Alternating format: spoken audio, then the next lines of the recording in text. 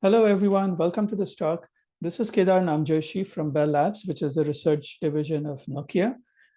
And what I'm presenting is joint work with Sugol Gesi and Krishan Sabnani, who are from Johns Hopkins University. So this work is about network route reconfigurations. So reconfigurations happen all the time due to things like congestion, failures, maybe changes in security policies, and so forth.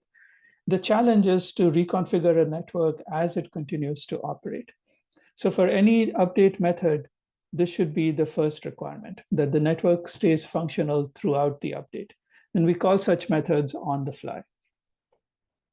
The second requirement comes about from the very limited memory at each router. So routers have expensive content addressable memories that are limited in size, so they can only hold a single set of rules. So what that means is that any update method should ideally just replace the current set of rules with the new set of rules, and we call that being in place. The third requirement is about correctness, and what should that mean? So there is a very nice paper at SIGCOMM in 2012 that proposed the following criterion, and it says that any packet throughout this update, it should only be routed through the current configuration or through the new configuration, but never by a mix of the two. And this makes a lot of sense because the current configuration and the new configuration have individually been analyzed and are well understood. And it's only this mixture of configurations that is not well understood. So if we can make sure that packet routes fall into one or the other, then that is a good thing. Now, it turns out that it's easy to meet any two out of these three requirements. So for instance, if we can shut down the network, then that update would be in place and consistent, but it would not be on the fly. The SIGCOMM paper in 2012 gave an algorithm that was on the fly and consistent, but it was not in place because it required a router to support both the current and the new configuration. And clearly, if you don't care about consistency, then you can just update routers any which way, and that would be on the fly and in place, but it won't be consistent. So the challenge is to do all three. And there's been a significant amount of work since the SIGCOMM 2012 paper, but all of these results and algorithms, they either weaken consistency or they require shutting down parts of the network, or they're not in place, or they need extra memory. And so our algorithm does all three. And as far as we know, it's the first one to do so. But there is a but. The algorithm may drop packets, and it does so only if accepting the packet would violate consistency. So experimentally, we see that packet drops reduce throughput by 10 to 20%. And interestingly, we can show that packet drops are unavoidable for any method, any update method that has all these three properties. So we can't reduce the 10 to 20 down to 0, but what we can do is to either avoid drops or limit packet drops through some amount of lightweight network and update analysis. And this is very much an active topic of research. So one of the really nice things about this algorithm is that it takes ideas that originate in distributed systems, in particular the Chandy-Lamport snapshot algorithm, and converts them to solve this very practical update problem in networking. So now in the rest of the talk, what I want to do is to give you a feel for both the problem and why it's fascinating and challenging, and also for the solution itself. So there are a number of details that I will be leaving out. I will be simplifying certain things, but all of that is in the paper. And so I hope what you see at the end of this talk is why the problem is fascinating and interesting and challenging altogether. So the problem, as we have alluded to, is with mixed configurations. So since we can't update the entire network in one shot, we have to update routers one at a time. So we have some routers turning green over here. So during the update, part of the network will be in its red configuration, that's the original one, and some of it would be converted over to the green configuration, which is the new one. And what that can do is, if the packet routes are not carefully controlled, is that you can have a packet that starts at this red router, goes to the green one, is then routed to a red router, which then goes to a green one, and so forth. So the path that the packet follows is not entirely red and it's not entirely green. And so we have no guarantees about what it can do. And so you will see concretely why this is a problem with this very simple network example. So we just have 4 nodes connected in a cycle. So I'm going to call them north, south, east, and west. The blue arrows represent the physical connections, and the little circles represent packets. Now you can configure this network in 2 different ways. So in the original configuration, the red configuration, any packet entering the network exits through the north node. In the green configuration, any packet entering the network exits through the south node. Okay? So now let's see how an update might proceed. So you start with the red configuration and a packet that's flowing through the network. So this packet goes through the red configuration until it reaches the north node. Now let's say at this point, the north node is updated. Now, without any further control of the update process, what would happen to this packet is that it will get sent to the west node. And what we have just done is to create a routing loop. Now, this routing loop did not exist in either the red or the green configurations. It's only there because of this mix-up of configurations that happened during the uncontrolled update. And so you might say, well, okay, the routing loop exists, but it's going to disappear in a while once all of the nodes turn green. And that's true. So in that sense, it's a benign problem. But the problems can be more severe. For instance, you can have a situation where packets are required to go through a firewall, but during the update process, temporarily, certain packets kind of bypass the firewall. They still get from point A to point B, they just do not go through the firewall. And that creates an opening for attackers. So we don't want those kinds of situations to exist at all. So now let's take a different view of this, this example computation. And that's the space-time view. And this comes from distributed systems. So we're starting to make that connection. So what the space-time view does is that it shows a timeline for each node in the network. And since the nodes are going to update in place, the initial events on the timeline will occur when the node is in its red configuration. Then it updates, which is the black bar, and then it proceeds along according to its green configuration. So now if you connect up all the update points, that defines a network state. So we want to say intuitively that the entire network has updated at this particular state. And this joining together of points is called a cut in distributed systems. Now let's see what happens. So we send the packet from west to south. I'm just replaying the original execution. The packet moves from south to east. So far, everything is good.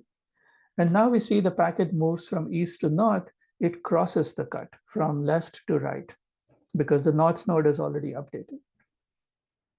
Now the north node forwards the packet to west, closing the loop. And this time, this transmission crosses the cut again, but from right to left. So that suggests that these crossings are somehow a problem. And indeed they are. So you can see that the state defined by this cut is causally just impossible because the green packet has been received inside the cut, but it has not been sent yet. It is sent only outside the cut. So there's a causal impossibility here. Now, moreover, this cut is non-quiescent. And by that, I mean that there are packets in flight in the state. So the red packet from east to north is still in the channel in this network state. But now suppose that these problems did not occur, that you did not have any crossovers, that the cut was causally correct and it was quiescent. What that would imply is that all of the red transmissions stay on the left-hand side of the cut, and all of the green transmissions stay on the right-hand side of the cut. So the cut forms this clean separation between the green and the red. So packets originating on the red side only pass through the red configurations. Packets originating on the green side only pass through green configurations, and that gives us consistency. So what we need is a control mechanism to make sure that every cut is causally correct and quiescent. Every update cut is causally correct and quiescent. And we get that by adapting this beautiful, very surprising result from distributed systems, which is the distributed snapshot construction. So it's one of my favorite constructions. If you haven't read this paper, please do so. You'll enjoy it. So now to our algorithm, which you can see it's about causality. So it's called a causal update. So it uses a special control packet that's called a marker. And the marker sweeps through the network, changing, updating configurations as it goes. But it also has another important role to play, which is it makes sure that packets from the green side do not cross over to the red side and vice versa. And to make sure of that, we need some rules. So this is what the rules are. And I'm going to show you the rules by just illustrating how they work on the same example. So every node starts in the red state. We move packet along as before. Now the update controller sends markers to some initial set of nodes. So the marker is this orange triangle. It's arrived at the north node. On receiving a marker, a red node does three things, and this is really the heart of the algorithm. So it updates its configurations, configuration rules to green, so it turns green. It flags the input channel on which it has received this marker, and it forwards the marker to every output channel.